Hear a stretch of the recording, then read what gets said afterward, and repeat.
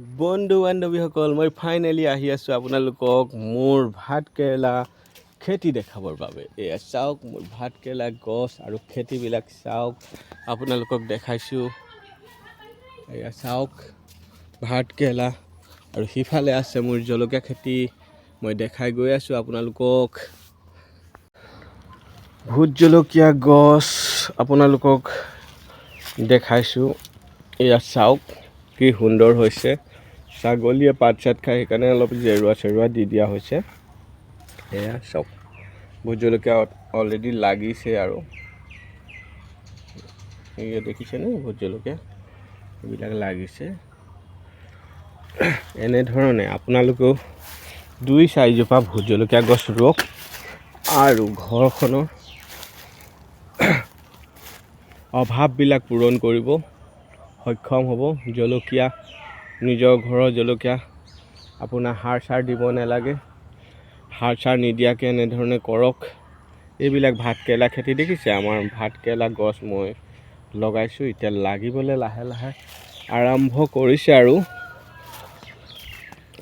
চাওক, এইফালেও দি থৈছোঁ চাঙত, আৰু এইফালে এয়া ভাত কেৰেলাৰ চাং দিলোঁ। আপোনালোকে কি এনেধৰণে কৰে বা এনেকৈ চাঙত কৰে নে কি ধৰণে কৰে জনাবচোন।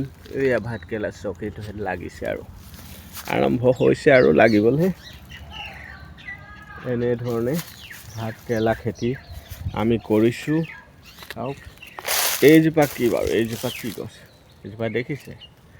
এইজোপা হ'ল কাঠআলু। আমি এনেকৈ এডাল বাঁহত দি দিছোঁ। এইজোপা ওপৰলৈ বগাই গৈ থাকিব, গৈ এই তামোল গছতো বগাই যাব। বগাই তাৰপিছতে আৰু মাঘৰ বিহুৰ ওচৰতে খানি আৰু খাম। আৰু দেখিছেনে বন্ধু বান্ধৱীসকল, চাওক খেতি পথাৰবিলাক আমি এনেধৰণে কৰি আছোঁ। আৰু বিশেষকৈ আমাৰ খেতিয়েই জীৱন বুলি ক'ব লাগিব। এই খেতিৰ ওপৰতে নিৰ্ভৰ কৰি আমি চলি আছোঁ। আৰু এয়া ভাত কেৰেলা লাগিছে চাওক বন্ধু বান্ধৱীসকল। এইজোপা আকৌ মেৱা গছ চিনি পায়নে?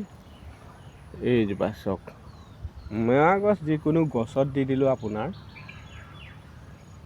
বগাই যাব, আৰু বগাই গৈ আপোনাৰ মেৱা লাগিবগৈ। এইখন আমাৰ তামোলনি বাৰীৰ মাজতো আপোনালোকে এনেধৰণে ভাত কেৰেলা খেতি কৰিব পাৰে। আমাৰ তামোল গছো আছে, তাৰ মাজে মাজে ভাত কেৰেলা আমি সময়ত 70-80 টকা কেজিকৈ আমি বেচোঁ আৰু খাওঁ। খোৱাৰ অভাৱ নহয়। গতিকেলৈ এনেধৰণে আপোনালোকে ভাত কেৰেলা খেতি কৰিব।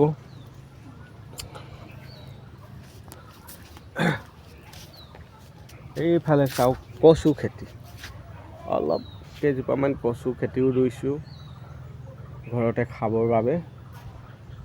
এইটো বেঙেনা দেখিছেনে? বেঙেনাৰ গছ, এইবিলাক বেঙেনা, সৰু সৰুকৈ বেঙেনা লাগে। এই বেঙেনাটো আপোনাৰ 2 দিনৰ মূৰে এদিনৰ মূৰে ছিঙিব পাৰে। এইবিলাক এজোপা বহুত ডাঙৰ হৈছে, এজোপা গছেই বহুত ডাঙৰ হৈ যায় আৰু বহুত লাগে। আপুনি এজোপা গছৰ পৰাই এসাঁজ আপোনাৰ হৈ যাব, এসাঁজ বেঙেনা ছিঙিব পাৰিব আপুনি। মই কালি ছিঙিছোঁ, আজি ৰাতিপুৱা ছিঙি নিয়া হ'ল বেঙেনা। গতিকেলৈ এনেধৰণে আপোনালোকে বেঙেনাও গছ ৰুব পাৰে। এয়া বিলাহী, এয়া কণ বিলাহী। এইটো বিলাহী আপোনাৰ খাবলৈ বহুত ধুনীয়া লাগে। আপোনাৰ কচু লগত আপোনালোকে খাবচোন, ইয়াক বনাই পেলাই কি মজা লাগিব। আপোনাৰ মাছ দিব লাগিব কচুৰ লগত। এতিয়া নতুনকৈ কচু ওলাইছে, কচুৰ লগত বনাব। তেনেধৰণে আপোনালোকে বনাই খাই চাবচোন। এইজোপা দেখিছে? পাণ গছ কিমান সুন্দৰকৈ বগাই আছে। পাণ গছ এতিয়া আপোনালোকে ৰুবলৈ আৰম্ভ কৰক। পাণ গছ ৰোৱাৰ সময় হৈ গ'ল। গতিকেলৈ এই ছিজনতে আপোনালোকে পাণ গছ ৰুৱক। পাণ গছ আপোনাৰ এতিয়া পানী পাব, পানী পোৱাৰ লগে লগে পাণবিলাক জি উঠিব। এনেধৰণে পাণ গছ 2-4জোপা ঘৰত ৰুৱক। এইজোপা দেখিছে, এইজোপা কি কচু কয় বাৰু চাওক।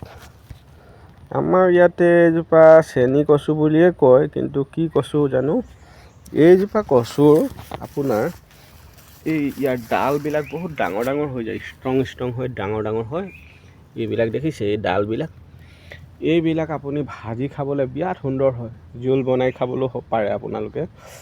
ইয়াক খাবলৈ বিৰাট সুন্দৰ হয়, জ্বলা দি মাছৰ লগত। এইজোপা কচু, ইয়াৰ আলুটোও খাব পাৰি অৱশ্যে। আপোনালোকে খাওঁ বুলিলে আলুটোও খাব পাৰিব। একদম সুন্দৰ এইজোপা কচু গছ। মই এনেকৈ বিভিন্ন জেগাত এজোপা দুজোপাকৈ ৰুই থৈছোঁ। ইয়াতে এজোপা আছে, আপোনালোকক দেখাইছোঁ কচু গছ। বাৰু মোৰ খেতি বাতি অকণমান আপোনালোকক দেখালোঁ। অন্য এটা ভিডিঅ'ত পাছত আকৌ মই দেখাম, আৰু খেতি আছে এইবিলাক দেখাম আপোনালোকক। আৰু ইমানতে সামৰণি মাৰিছোঁ মই। ভিডিঅ'টো বহুত দীঘল হৈ গৈ আছে, সেইকাৰণে সামৰণি মাৰিছোঁ আৰু। নমস্কাৰ।